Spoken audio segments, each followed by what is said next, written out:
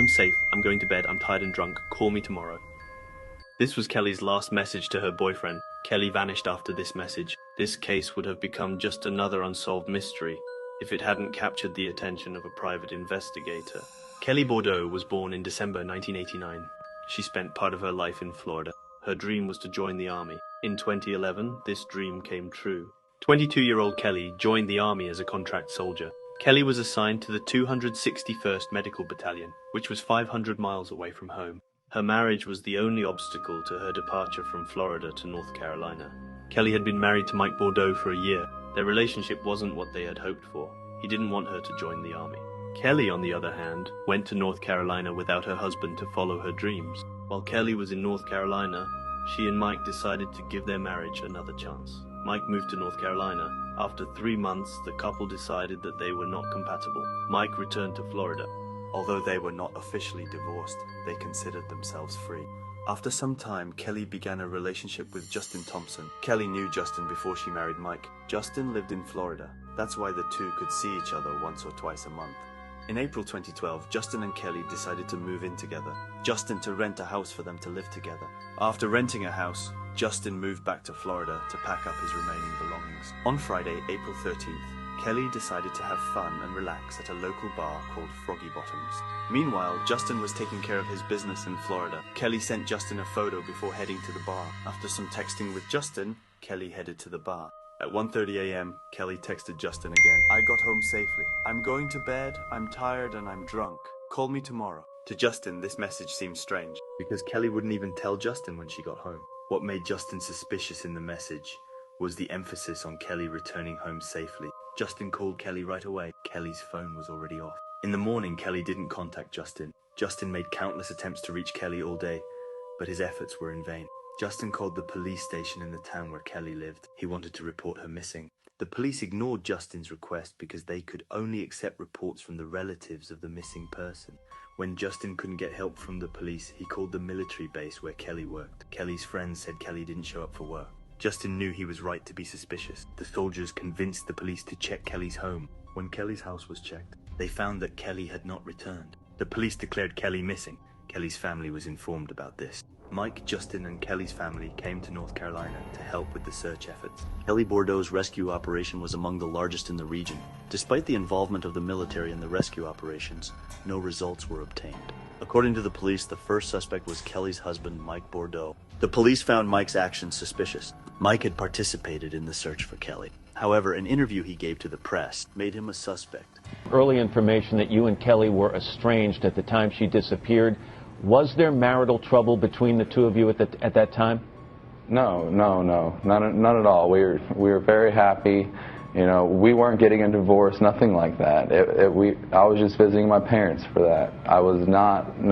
Nothing was wrong with our marriage. In the interview, Mike stated that everything was going well in his marriage to Kelli, that they wouldn't divorce, and that they planned to live together again in the future. The police started to suspect Mike after this interview, because Mike had told the police that he and Kelli were practically divorced. Detectives began to investigate Mike, the time frame of Kelli's disappearance. It turned out that Mike was in Florida during the time she was missing. As a result of this information, Mike was cleared from the list of suspects. Another suspect for the detectives was Justin Thompson, but Justin was indeed in Florida that night. The police didn't have any evidence that Justin had committed this crime. Justin was also removed from the suspects. Although detectives' investigations are ongoing, there has been no development on Kelli's disappearance. Kelli's case looked set to join the cold case lawsuits. Detectives were inquiring about Kelli. The detectives came across a piece of information while interviewing local residents about Kelli. Kelli had met with a man before she disappeared. Witnesses said Kelli last spoke to the bartender at Froggy Bottoms. Kelli had spent a lot of time chatting with the bartender. It turned out that the last person to speak to Kelli was bartender Nick Holbert. It turned out that Nicholas lived in a small trailer in the woods near the bar. Nicholas was among the people Kelli spoke to. The detectives decided to question him. In the statement, Nicholas claims to have spoken to Kelli and even dropped the woman off at her house. He was the last person to see Kelli, but the detectives had no evidence to charge Nicholas. Detectives investigated Nicholas in the police database to learn more about him. Nicholas had a crime record on his criminal record, which caught the detectives' attention. Nicholas was 16 years old when he attempted to rape a 5-year-old girl. He was sentenced to 7 years in prison. After getting this information, Detectives speculated that Nicholas could be responsible for Kelly's disappearance. However, the detectives couldn't go any further against Nicholas because they had no evidence. Detectives noticed that Nicholas didn't report to the authorities when he moved to North Carolina. Ex-convicts with a record of sexual offenses are required to report their residence to the authorities every year. Nicholas didn't make this report. He broke the law. Nicholas's mistake allowed the police to jail Nicholas for some time. Detectives thought they had a chance to nail Nicholas on this case. Nicholas had been relaxed during his previous interrogation, but now things had changed. Nicholas was not very talkative in this round of questioning. He refused to discuss Kelly while in jail. Detectives couldn't push Nicholas due to a lack of evidence. They were trying to find evidence regarding the case. Kelly's family offered $25,000 to anyone who could find Kelly, but even this reward didn't help in finding Kelly. Kelli Bordeaux's search and rescue operation gained attention in other states as well. It also sparked the interest of private detective David Marshburn, so he began his own investigation. According to David's friends, he had a personal interest in this case. David thought that solving the case would make him more famous. After watching an interview that Nicholas gave on TV, he made his own deduction. Nicholas had definitely committed this crime. David thought that Nicholas killed Kelly and buried in the nearby woodlands by the bar. If Kelly's body was buried in the woods, finding it was almost impossible. David knew that Nicholas would never find Kelly unless he confessed. In 2013, Nicholas was released from prison. Detective David arranged a meeting with Nicholas. Detective David set up the meeting in a way that Nicholas wouldn't realize he was suspicious of him. David told Nicholas he didn't view him as a suspect, but as an assistant to help solve the case. After this conversation, Nicholas started trusting David. By now, the two were meeting frequently. They spent many evenings together at the bar. Some days they even went fishing.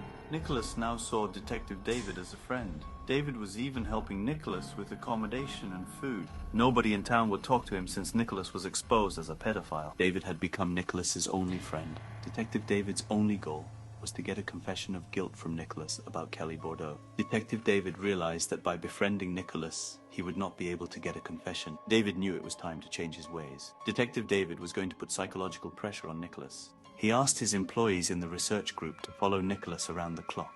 In particular, he wanted Nicholas to understand that he was being followed. David's employees began to follow up in a way that Nicholas noticed. After a while, Nicholas realized that he was being followed. Nicholas was now starting to get closer to Perona and was constantly looking behind him as he walked. He couldn't sleep at night. He always felt like he was being watched. He thought the cops were following him. He often talked to David about it. Detective David understood that psychological pressures worked. While talking to Nicholas, he offered him a solution.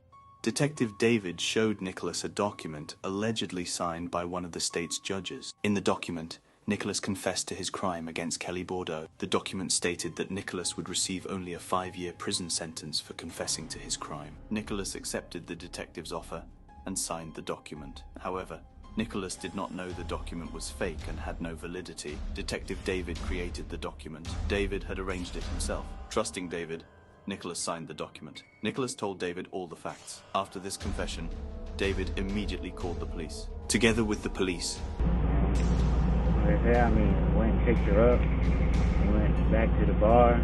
Played pool, drank, sung karaoke. Everything was going good. Then I reckon somebody had told her about my sex offense thing. And I kind of, I didn't know it, but that's when she started acting kind of funny towards me.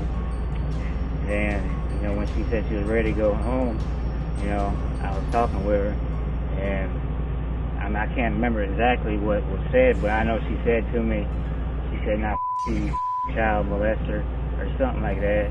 And I just snapped and zoned out and hit her, knocked her out. And I stuck her in the car and took her back to where I stayed at. And when she woke up, started screaming, and I hit her again, knocked her out again. And I can't really remember what happened in that time period. I know, she was dead. Then that morning, or I reckon it was like 4:35 or something, I stuck her in the car and took her down here. Then what? I pulled in here. I went, took her over there and buried her. I left and went back to the bar and stayed at the bar. How do you know she was dead? I was starting to get stiff.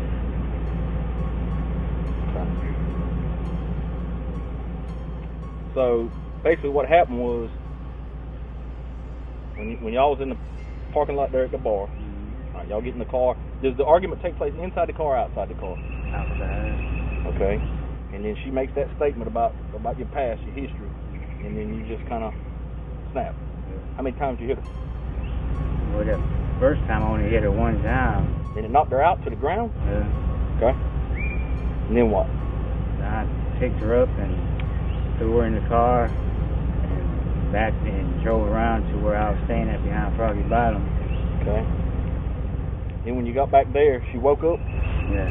How long was you back there before she woke up? Not long, I mean, probably 10, 12 seconds. They went into the forest to search for Kelli Bordeaux's body. A year after Kelli's body was found, the trial took place, and Nicholas was sentenced to life imprisonment. Thanks to Detective David's efforts, this case was prevented from becoming a cold case.